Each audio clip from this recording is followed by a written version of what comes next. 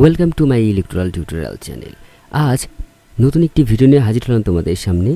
আজকে power bank, আসলে এই পাওয়ার ব্যাংকটা আমার না, কোন একজনের জাস্ট একটা প্রবলেম হয়েছে তাই আমার কাছে দিয়েছে। এর প্রবলেমটা হচ্ছে এই যে পাওয়ার ব্যাংকটায় চার্জ দিতে পারছে না ঠিক মতো, মানে এর বয়স 2 সপ্তাহের মতো। তো এর যে প্রবলেমটা হয়ে দাঁড়াচ্ছে সেটা হচ্ছে যে এই ফোনটাকে যদি এই যে কোনো ফোনকে যদি এই পাওয়ার ব্যাংক দিয়ে চার্জ দেওয়া হয় তাহলে 20% বা 30% এর মতো চার্জ হয়, বাট তারপর এই বন্ধ হয়ে যায়, পাওয়ার দিতে পারে না। তাহলে এর কী কারণ? এটার জন্য আমি এটাকে খুললাম, খোলার পর যেটা দেখলাম যে সমস্ত কিছু যেমন যেমন থাকার তেমন তেমনই আছে। এবার চলো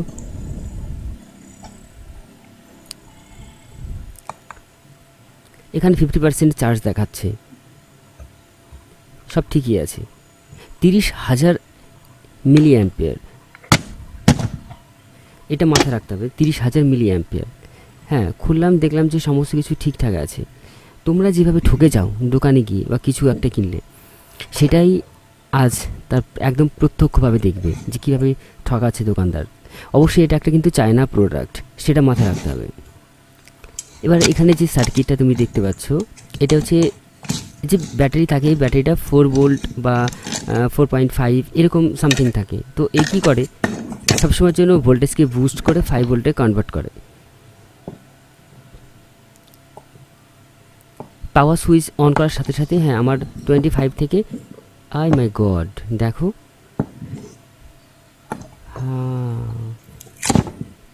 শুধুমাত্র একটা ব্যাটারির সঙ্গে যুক্ত সার্কিটটা, বাকি চারটে তাহলে কি জন্য দেওয়া আছে এর মধ্যে?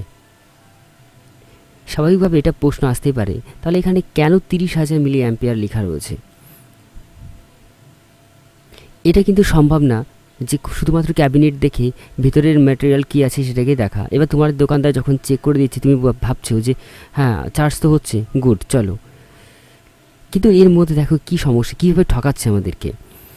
এই একটা মডিউল অন্য একটা পাওয়ার ব্যাংকের ছিল, জাস্ট মডিউলটা খারাপ হয়ে গেছে, পুরো সেম, কিন্তু এখানে দেখো দুটো। আর এখানে এলইডি বাল্ব এবং ইন্ডিকেটার বাল্ব সমস্ত কিছুই আছে, ঠিক একই রকমভাবে এর মধ্যেও আছে। ভোল্টেজ ইনপুট এবং আউটপুটের জন্য যা যা দরকার সমস্ত কিছু আছে এই সার্কিটের মধ্যে। তাহলে আমার প্রশ্ন হচ্ছে যে কেন চারটে দেওয়া আছে? আসলে চারটে দেওয়া আছে কিসের জন্য? ওয়েট বাড়াবার জন্য। ভোল্টেজের চেক 4.9, ঠিক আছে, সব মেনে নিলাম। তাহলে এগুলো কেন? এটাকে যদি ভোল্টেজ চেক করি তাহলে কি দেখব? দেখো শো করছে না, বলতে 0। এবার আমি হয়তো ভাবলাম যে এটার সঙ্গে যদি আমি চার্জ দিই, অনেক দিন পড়ে আছে বা চার্জ নিচ্ছে না, তো যদি এটাকে চার্জ দেওয়া যায় তাহলে হয়তো চার্জ উঠতে পারে বা তখন ঠিক হতে পারে, কোনো কারণবশত ভুল করেছে। এবার আমি একে প্যারালালে কানেকশন করব। প্যারালালে কানেকশন করলে তোমরা জানো যে তার অ্যাম্পিয়ার বেড়ে যাবে, ভোল্টেজ একই থাকবে। তো কি করব, যে প্রথম যে ব্যাটারিটা আছে এই ব্যাটারিটা যেমনভাবে লাগানো ছিল ঠিক তার একই রকমভাবে তার পজিটিভগুলো একদিকে এবং তার নেগেটিভগুলোকে একদিকে সোল্ডারিং করে দেব, এবং তারপর দেখব চার্জ দিয়ে যে হ্যাঁ এই ঠিকমতো কাজ করে কি না। এবার এখানটা আমি সোল্ডারিং করার জন্য একটি মোটা ওয়্যার নিচ্ছি, মাপ নিয়ে কেটে নেব, তারপর সেগুলোকে এর সঙ্গে যুক্ত করব, তারপর দেখব যে কী হাল। এগুলো অনেকটা স্টিল দিয়ে তৈরি, তো তাই জন্যই কিছুটা এরকম ঘষে নিয়ে তারপর তোমার সোল্ডারিং করতে হবে, নচেত কিন্তু সোল্ডারিং তুমি করতে পারবে না। ঘষার পর সেই জায়গাটাকে কিছুটা পেস্ট বা রজন যাই বলো, সেটাকে হালকা একটু মাখিয়ে নিতে হবে, এই কারণের জন্য যে সেই জায়গাটা যেন সোল্ডারিংটা ভালো করে ধরে।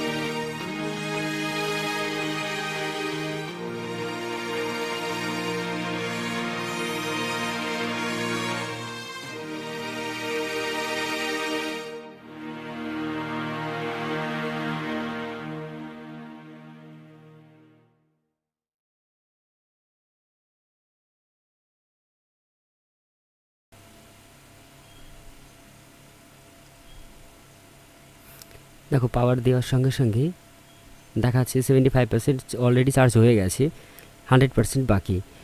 এ থেকে বোঝা গেল যে বাকি যে 4টে ব্যাটারি আছে এটা ব্যাটারিই না, কারণ এত তাড়াতাড়ি হতেই পারে না, চার্জ উঠতে পারে না। অথচ এখানে দেখাচ্ছে 4.9, আর এখানেও দেখাচ্ছে তাই। আমি অবশ্যই তোমাদের বলবো যে তোমরা যখনই কিনবে এরকম সস্তা দামে কোনো রকম পাওয়ার ব্যাংক, তখন কিন্তু এরকমই আসবে, সেটা ভালো হতে পারে না। তো তাই জন্য অবশ্যই চেষ্টা করবে যদি একটু কষ্ট হয় ব্র্যান্ডেড কিছু নিতে। এটির শুধুমাত্র একটা ব্যাটারি ভালো আছে, আর বাকি সমস্তগুলো ফলস ব্যাটারি। এই ভিডিওটা করার একটা মাত্রই উদ্দেশ্য আমার, সেটা হচ্ছে তোমাদেরকে সচেতন করা। আশা করব যে ভিডিওটা অবশ্যই তোমাদের ভালো লেগেছে। যদি ভালো লাগে তাহলে অবশ্যই লাইক করবে, বন্ধুদের মধ্যে শেয়ার করবে, এবং তুমি যদি চ্যানেলে নতুন হও তাহলে অবশ্যই সাবস্ক্রাইব করবে। দেখা হচ্ছে সামনের সপ্তাহে, ততক্ষণ পর্যন্ত গুড বাই।